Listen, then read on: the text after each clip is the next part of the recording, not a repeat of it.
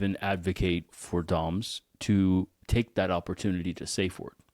I think that's an opportunity for a DOM to call the safe word and say, hang on, Red, this is not what I expected. Let's talk about what just happened. Our question today comes from Julie, who has begun chatting with a new potential dominant partner. In the course of getting to know each other, she was ordered to take a shower and send a picture. Julie replied that she had already showered that day and didn't feel inclined to do it again. Her new potential dominant then called her a bad submissive and accused her of not being completely into the lifestyle. Yeah, I feel like there's so little context in this question. It's very difficult to gauge exactly what's going on. However, I think there's a lot of possible things, so we can dive into the range of possible options here. One, I always like to start with handing dominance responsibility first, and calling someone a bad submissive is really or accusing them of not being in a lifestyle, I think is a poor communication method in general. I think, hey, you can ask, you can try and say, okay, hey, that was not the response I expected. What's going on here?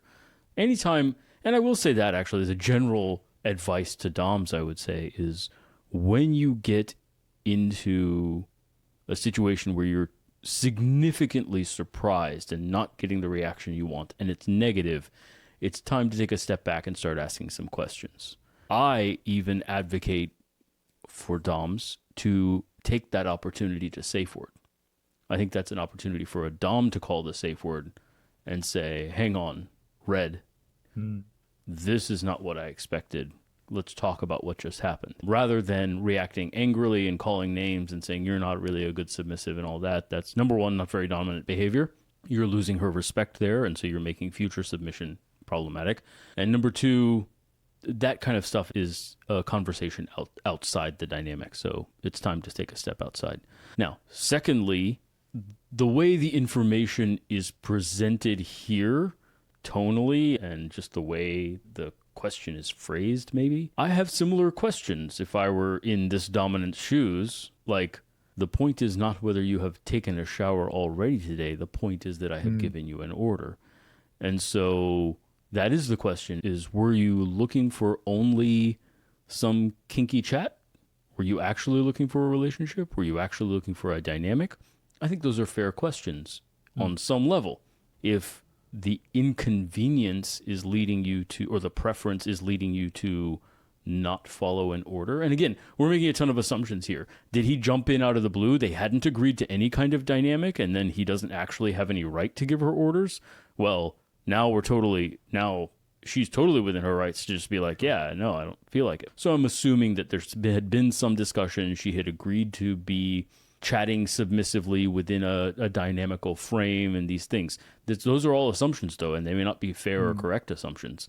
But if she had agreed to some sort of submissive framing of their conversation, then I think there's a fair question here, is what exactly does that framing mean to you? Is it only sexy chat so that you can get off, or are you actually willing to follow orders even when it's not your preference?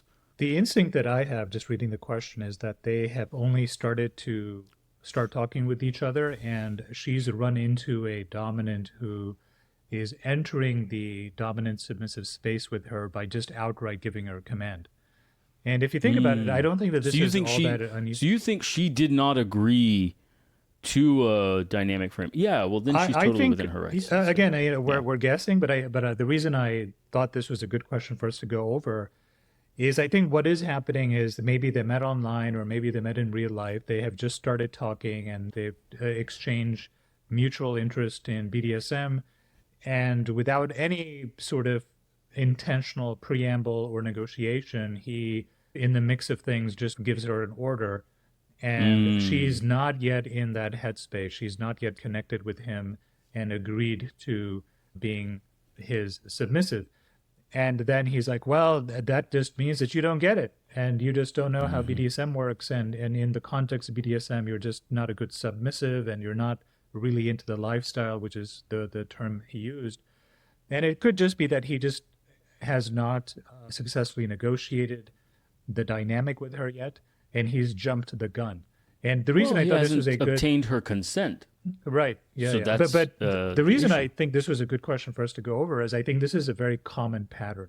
I see this in a lot of forums where Mm, people just know what BDSM is, and they know it involves some slapping and choking, and they all know, yes, consent is involved, but they haven't done the explicit sitting down, talking, hard work of, well, this is what I'm into, what are your hard limits, and all of that chat that has to happen beforehand, which is quite a lot of chat and mm. banter.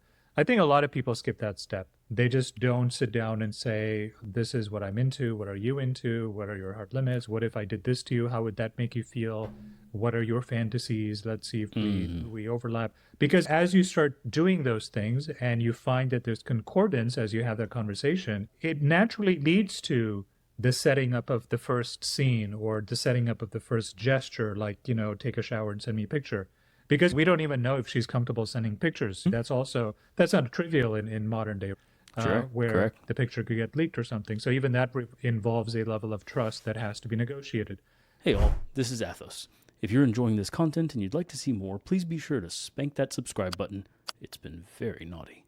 And if you'd like to have your question answered on the show, please feel free to ask us by email at deeperkink@gmail.com or click the link in the description below to complete the form.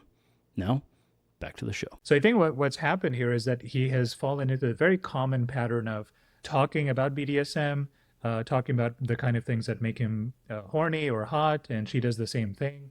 But there never is an explicit negotiated verbal contract. Doesn't have to be a written contract, but verbal contract of, yes, now we are beginning our dynamic. And it could perhaps be symbolized as, well, let's start by going out to dinner, and when we do go out to dinner, this is what you're wearing. So another way of framing this question is this, is that when you start talking to a potential BDSM partner, how do you formalize the progression of, I have just met this person, to now I am able to give her commands and she has to follow because this is what we've agreed to? How do you make that?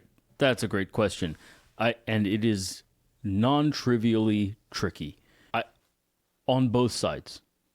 And by both sides, the standard advice that I have seen in these BDSM forums is very much along the lines of what you've outlined, which is not wrong, is, hey, we have to go through a checklist, we have to talk about it, we have to finally form a formal agreement and then proceed ahead and so on and so forth. I tend to lean that way myself. However, in today's day and age, in the modern world, when communication is mostly done through text, or in some sort of chat or some sort of dating app, it is tricky to keep a girl's attention. And sexy talk, dirty talk, often will keep her attention. And there's a challenge then to figure out, well, how do I proceed in an ethically appropriate way and get consent in an explicit and clear way, while also keeping her attention and juggling the ball of not losing her interest because she gets bored by detailed, nitpicky conversations, especially if she's not that experienced. An experienced kink player knows that that's part of the game, so you're not going to get any pushback. But if she's new to it as well, if they're both young, it's tricky because he may try to do the right thing and then he can't get anybody to engage with him. And it's already a bit difficult to get somebody to engage with you on a dating app. It's hard enough. So I think that there are challenges in both directions. Having grown up in many ways before the advent of dating apps and that kind of thing, The good old days. in the good old days, I lean in the direction of very explicit, long conversation, and I have lost a number of potential partners because I start asking detailed questions about limits and this and that, and they get bored and ghost. And so that's disheartening and challenging, and perhaps in person I would be able to maintain that interest. Certainly the conversation is sexier in person when you're having a detailed negotiation and you can cuddle up and tell stories and fantasies and explore these options that way. And then I've also had it on the other side where the girl really wanted to dive into the sexy, dirty talk and immediately was calling me daddy and whatever, and was basically just looking for the female version of OnlyFans where she gets a partner to tell her a dirty story and she jerks off basically, I suspect, and then it ghosts and I never hear from her again either. And so then the few partners where I have had some opportunity in the past to connect and we talk through all the things, I tend to lean very carefully to having normal conversations, asking about limits, asking about kinks, preferences, excitements, doing checklists, so on and so forth. And I'll even ask, hey, is it okay with you if I start calling you good girl? Like, is that okay? And most people are okay with that by that point. But it's important, I think, to move consent step by step into a dynamic before you just leap ahead. I don't know that there obviously is a moment where you cross the Rubicon and you're kind of like, okay, now we're really in a dynamic. But I think a lot of that happens in the process of having a conversation where you're like, are you okay with me giving you an order right now? Are you okay with me giving you an order for the rest of the night? Are you ready? Are you okay with me moving into that frame progressively for longer periods of time, so on and so forth, emphasizing safe words, all of those things like, hey, you can call this off. By the way, I don't use safe words very often. I establish them for the sake of having them set up, but generally, unless you're doing a CNC scene where resistance is part of the game, her just saying no is a safe word. Her just saying, no, I'm not okay with that right now, that's a safe word and should be perceived the same way as if she says pineapple or red or whatever she says. Coming back to the original question, or the original reformulated question, I should say. Navigating that, I think, takes a bit of nuance to tease with dirty stories and then ask consent questions. And one of the challenges of BDSM, and this gets into a bigger subject, the challenge of BDSM is that it treats sex totally differently in this specific way than sex is treated in the vanilla world. This is probably one of the biggest aspects, because in the vanilla world, there isn't really as much explicit verbal negotiation. Girls often, we talk about the notion, oh, did you make a move? Not, hey, did you explicitly ask, hey, is it okay if which I tend to do, by the way. Again, I come from a very long-standing kink background, and so my tendency is to say, I'm going to kiss you now, is that okay? And I get and then I go for the move, but my habit, my nature, what feels comfortable to me is formed around kink because I got into it so young. And so the notion of doing something without having discussed it or said anything is actually very difficult and weird for me. But that's the normal way in normal dating, I would say now. I think normal dating could learn something from BDSM in this regard. I think actually the kinksters probably have it right. The other thing that's challenging in BDSM is because we're setting up an agreement, we're setting up a contract, there is this notion of follow-through that's not present. Is unless somebody safe words, you're expected to adhere to the agreement as you established it. If you established it clearly, you negotiated clearly, you did all these things, then when your submissive comes over, she's expected to follow the rules. And that's not true in the vanilla world. It's much more fluid and what you feel like in the moment, and because we haven't negotiated anything. So it's drifting from moment to moment based on how you feel. Nobody's talking about how they feel. They're just going for stuff, and it's a test and evaluate the response kind of thing where, sure, I give you an order to go take a shower and send me a picture as a test, and then I see how you respond. Now, again, he responded badly after that point. That's a second issue. Right. But he's following the script of the non-BDSM world, but trying to move that into the BDSM world and seeing how differently or how problematic that becomes. Yeah, the word she used is, she started chatting with somebody, and if you read a little bit into that, it could be that she's referring to chatting online, which I think a lot of people, there's a lot of these, most people these days are meeting through online dating apps, but even if it's not online dating apps, there's a lot of BDSM apps and social media sites like that. So there's a lot of people now who are entering the world of BDSM having met online first. And I guess one of the things that this highlights as a challenge is in the online space where texting elaborate notes about what are you into and what kind of things excite you, and if I did this to you, how would it make you feel? If you're writing this all out, pecking away with your two thumbs, it can get a little bit tedious, especially if you keep doing it. If you met somebody and then you need to quote unquote texting them for several days and you find out it's not compatible, then you try it again a week later with somebody else, and that's another Yes, long yes, yes. series of texts. Not all of us are 6 foot two, and have new submissives falling over every week, where we get tired of texting so much. Some of us No, are not that's over not- 6 feet, and we're happy to text long messages because it doesn't happen that often. Okay. No, the point that I was making is that's how a lot of people are beginning to meet each other. And when it's a very different feeling when you ask a woman in person who you may have met for the first time, when you're talking about, hey, is it okay if we move on to talk about some of the kinky stuff? And you can even get consent to initiate the conversation. I think that's actually a pretty good move, especially if you are meeting for the first time. There's something very dominant about being able to ask them all these explicit questions, especially if you're out in a park or a restaurant and you're not in the safety of your own home, but you're out in public. Because that's, for many people, that can be very jarring to hear a grown man ask, a grown woman, so how do you feel if I put you over my knee and spank you? And do that in public, in person. And that's a very I don't different have those conversations feeling. in public, actually. I don't know. In public, in person. Well, that's not entirely true. Shouted from there the have been rooftops, times- just on the, just ask the board at a football game, put it on the Jumbotron, say, honey, you need to answer that question. Yeah, that's right. Yes, yeah. The point I'm making is that when you do it in person, whether that's at your home or in public, there's a very different sense that you emit and transmit to the other person than if you were just to text them. How do you feel about spanking? Question mark, right? And then click send. I think there's, again, you've been kinky for such a long time. I've been vanilla and kinky, and I've dated vanilla and I've dated, so I can tell the difference. There have been times where I too have, just as you described it, made the move, right? Where I would lean in for the kiss, right? And hope that, she's okay with it or whatever. And then, she is. And then suddenly I'm kissing her and I pat myself on the back for being such a boss, right? There is, however, if you do it explicitly, just asking, like, how do you feel about me spanking you over the ass or something? And this is something you do in person.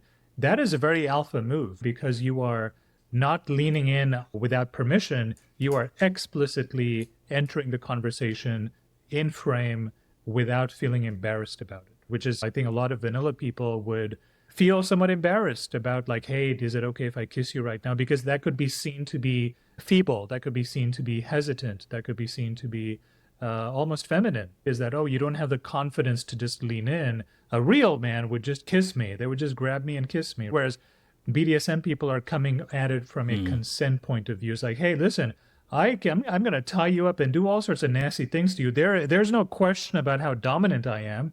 The only reason I'm asking you is because in BDSM, we do it in the context of consent.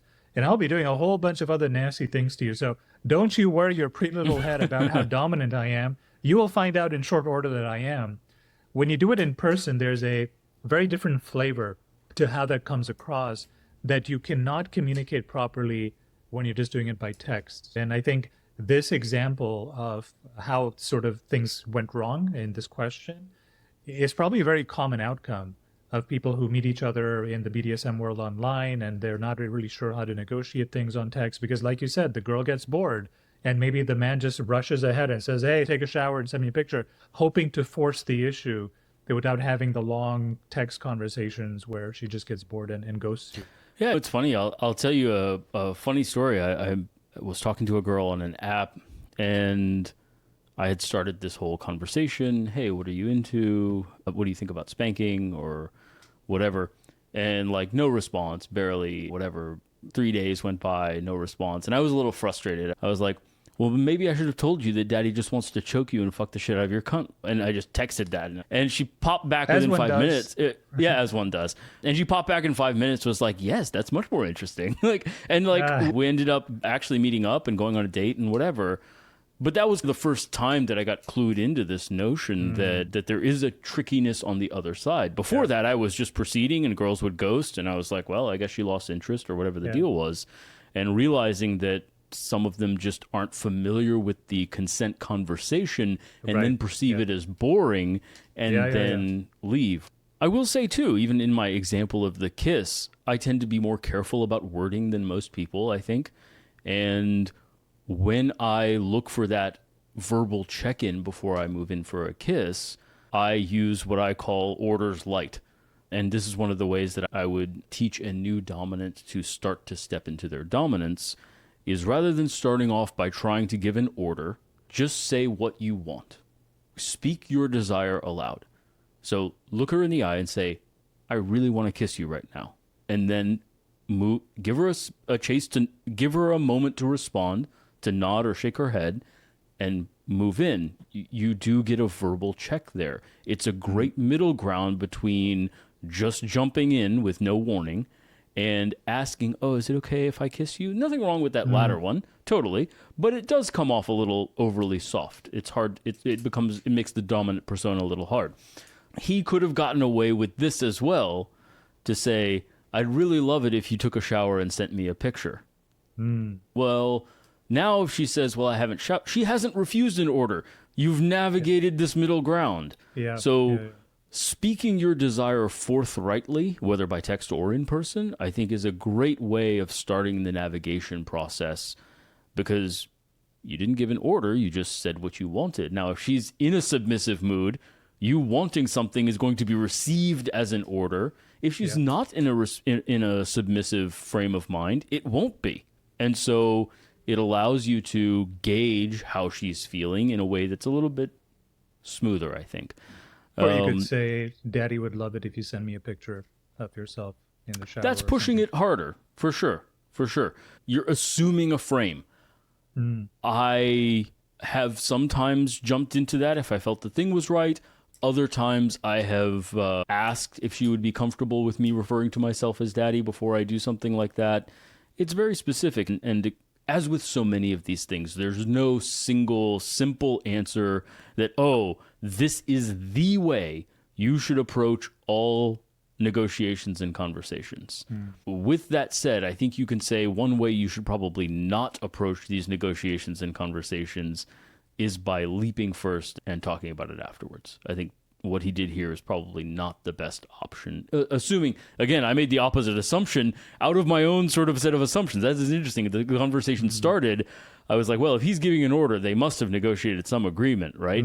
Just because, like, that's my frame of reality. Sure. And so when you reframe the question, it said maybe they never negotiated an agreement. Well, then he's completely jumping the gun if that's the frame we're in.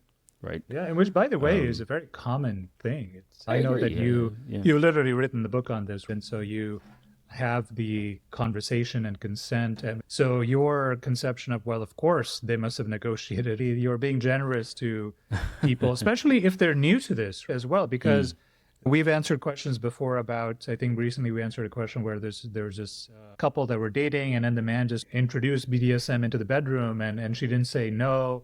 And so he just kept going with it and kept escalating, and they never had the conversation. He assumed consent because she kept going with it and did whatever he asked.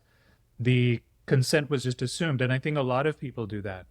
I know in the BDSM world they talk a lot about consent, but the idea of sitting down and having what other people might regard as a boring conversation. Not really boring, though, if it's done in person, because you're there physically, you're asking them all these naughty things about what they like getting off to. But it changes, the flavor changes very much when you're texting all this stuff. Because, like you said, she could get bored. She could be like, oh my God, this guy just keeps asking questions. Like, aren't you supposed to, like, just be all dominant and stuff, which you can't really do. How much of your dominance can you really express through a text message? But it's very different. Quite a lot, actually. So I disagree with. That's the other point of disagreement, I think, is I think not as much. No matter what you say, not as much as if you're in person. Not as much. No, that certainly something is lost. We can certainly agree that something is lost in the process of moving from in person, and a significant amount. We both agree on that. That said, I think, if you find the right psychological triggers and you understand her psychology well enough, even text can work incredibly well. But it's a taller order, for sure. It's a taller order to get any response, and you'll never get as much response as you can get in person.